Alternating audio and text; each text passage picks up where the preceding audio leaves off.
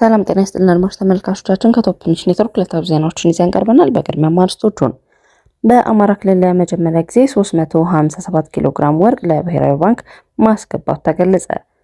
ታላቁ የህዳሴ ግድብን ታሪክ ለ92 ሀገራት የሚያስተዋውቅ ቴምብር ታትሞ ይፋ ሆነ። የነዳጅና ኢነርጂ ባለስልጣን የነዳጅ አቅርቦት ሰንሰለትን በዲጂታል ለመቆጣጠር የሚያስችል ስርዓትን ይፋ አደረገ። የኢትዮጵያ መገናኛ ብዙሃን ባለስልጣን ለአርትስ ቲቪ እና አሃዱ ኤፍኤም ላይ የመጨረሻ የጽሑፍ ማስጠንቀቂያ ሰጠ።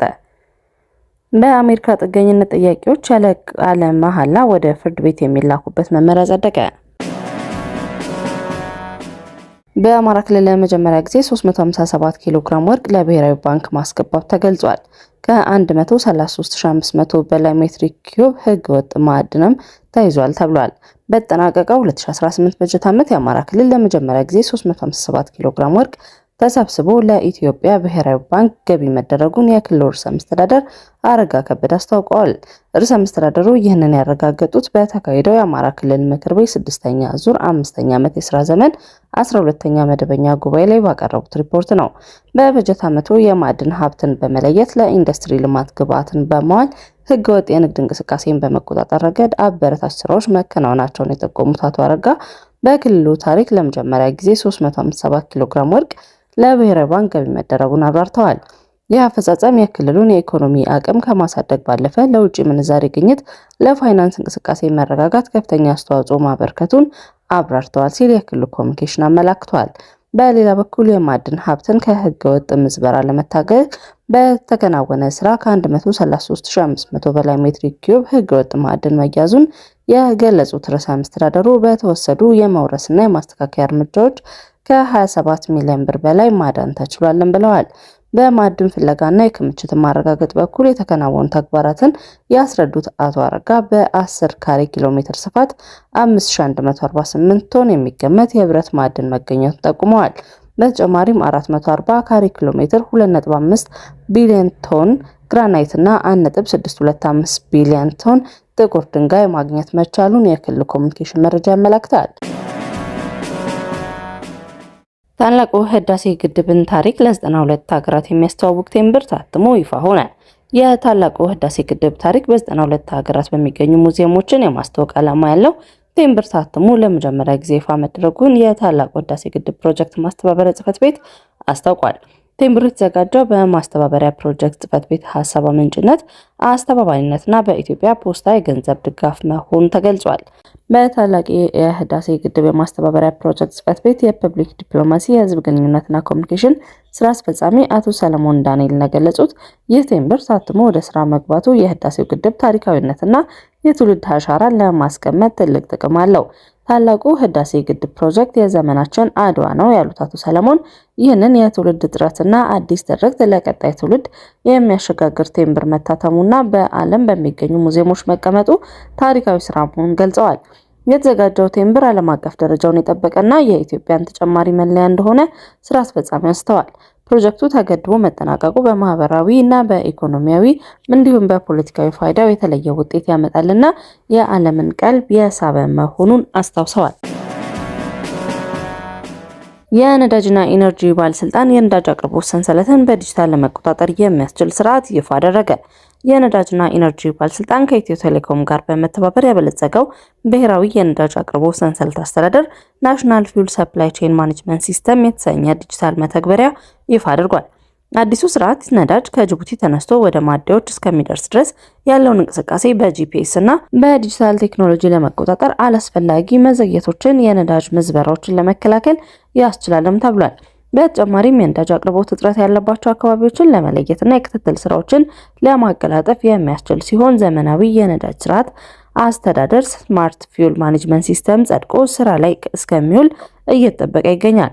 በመድረኩ ላይ እንደተገለጸው አዲሱ የቁጥጥር ስርዓት በቦቴዎች ከተፈቀደላቸው የጉዞ መስመርና ቦታ ውጪ ሲቆሙ ወይም አቅጣጫ ሲቀይሩ በቀላሉ ለመለየት ያስችላል። ይህም ነዳጅ በጉዞ ላይ እያለ አላግባብ እንዳይሸቀብና ለብክለት እንዳይዳረግ የሚያደርግ ነው።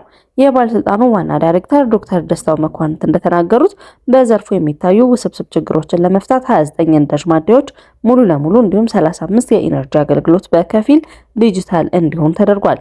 በተጨማሪም የንግድና ቀጣናዊ ትስስር ሚኒስቴር ዶክተር ካሳሁን ጎፌ ዘርፉን በቴክኖሎጂ መደገፍ ብልሹ አሰራር ለመከላከል ወሳኝ መሆኑን ገልጸዋል። የኢትዮጵያ መገናኛ ብዙሃን ባለስልጣን ለአርትስ ቲቪ እና ለአሃዱ ኤፍኤም ላይ የመጨረሻ የጽሁፍ ማስጠንቀቂያ ሰጠ። የኢትዮጵያ መገናኛ ብዙሃን ባለስልጣን ለአፍሪካ ሪነሳንስ ቴሌቪዥን ሰርቪስ፣ አርትስ ቲቪ እና በአሃዱ ኤፍኤም 94.3 የመገናኛ ብዙሃን አዋጁና የሙያ ስነ ምግባሩን ደንቦች በተደጋጋሚ ጥሰዋል በሚል የመጨረሻ የጽሁፍ ማስጠንቀቂያ ሰጥቷል። ባለስልጣኑ ከመገናኛ ብዙሃን ጋር ተደጋጋሚ ውይይቶች መደረጋቸውን እንዲሁም ማስጠንቀቂያዎች መሰጣቸውን ገልጿል። የሚዲያና የማስታወቂያ ክትትል መሪ ስራ አስፈጻሚ አቶ አብይ መኮንን ከበደ ፊርማ ያረፈበት ሰኔ 30 2018 በተጻፈ ሁለት የተለያዩ ደብዳቤዎች የመገናኛ ብዙሃን ተቋማት በአዋጅ ቁጥር 1238/2013 የጣሉባቸውን ግዴታዎች የሚቃረኑ ይዘቶች ማሰራጨት መቀጠላቸውን በአዋጁ አንቀጽ 74 መሰረት ይህ የመጨረሻ የጽሁፍ ማስጠንቀቂያ መሰጠቱን ገልጿል።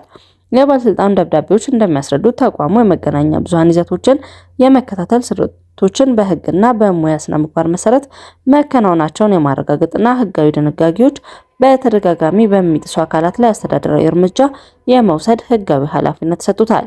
ባለስልጣኑ ሁለት ተቋማትን በዜና አቀራረባቸው ወቅት አላስፈላጊ ጥንቃቄ ሳያደርጉ ያልተረጋገጡ የሀገርን ጥቅም የሚጎዱ መረጃዎችን በማሰራጨታቸው የአዋጅ ቁጥር 1238/2013 አንቀጽ 68 1 ሀ ድንጋጌ ጥሰዋልም ብለዋል። አንቀጽ 68 1 ሀ ፕሮግራሞች ወይም ዜናዎች የተለያዩ አመለካከቶችን በማንጸባረቅ አጠቃላይ ህብረተሰቡን እንዲያገለግሉ ሚዛናዊና ከአድሎ የጸዱ መሆን እንዳለባቸው ይደነግጋልም ሲል ገልጿል። በተጨማሪም ተቋማቱ የተለያዩ አመለካከቶችን የሚያንጸባርቁ ዜናዎችና ፕሮግራሞችን በሚዛናዊ መንገድ ማቅረብ ሲገባቸው ሚዛናዊ ያልሆኑ መረጃዎችን በማሰራጨት የአዋጁን አንቀጽ 68 1 ሀ ጥሰዋል ሲል ከሷቸዋል። በአሜሪካ ጥገኝነት ጠያቂዎች ቃለ መጠይቅ ወደ ፍርድ ቤት የሚላኩበት መመሪያ ጸደቀ። የትራምፕ አስተዳደር በሀገሪቱ የጥገኝነትን የጠየቁ ስደተኞችን የሚመለከት አዲስ መመሪያ አውጥቷል። ይህን ተከትሎ በርካታ ጥገኝነት ጠያቂዎች ጉዳያቸው ሳይሰማ ቀጥታ ሊባረሩ የሚችሉበት ሁኔታ ተፈጥሯል። አዲሱ አሰራር ከ1.4 ሚሊዮን በላይ የተከማቹ የጥገኝነት ማመልከቻዎችን ለማቃለል የታሰበ ነውም ተብሏል። ቀደም ሲል የነበረውን አሰራር አመልካቾች መጀመሪያ ጉዳያቸው ለኢሚግሬሽን ኦፊሰር አቅርበው ጥያቄያቸው ውድቅ ከተደረገ በኋላ ወደ ፍርድ ቤት እንዲመሩ የሚያደርግ ነበር። በአዲሱ መመሪያ በርካታ የጥገኝነት አመልካቾች ከኢሚግሬሽን ኦፊሰሮች ጋር የሚደረገውን የመጀመሪያ ደረጃ ቃለ መጠይቅ ሳያደርጉ ጉዳያቸው በቀጥታ ወደ ፍርድ ቤት ሊያመራ ይችላል። 444724 ያህል መዝገቦችን ይነካል የተባለው ይህ ውሳኔ የህግ ባለሙያዎችና ኢሚግሬሽን ተከራካሪዎች አሰራሩ የስደተኞችን የመሰማትና የፍትህ የማግኘት መብት የሚጎዳ ውሳኔ በማፋጠን ሰዎችን በፍጥነት ለማባረር ያለመ ነው በማለት ተችተውታል። አድማጭ ተመልካቾቻችን ከቶፕ ትንሽ ኔትወርክ ላይ ያዝናቸው ዜናዎች እነዚህ ነበሩ። መልካም ቆይታ።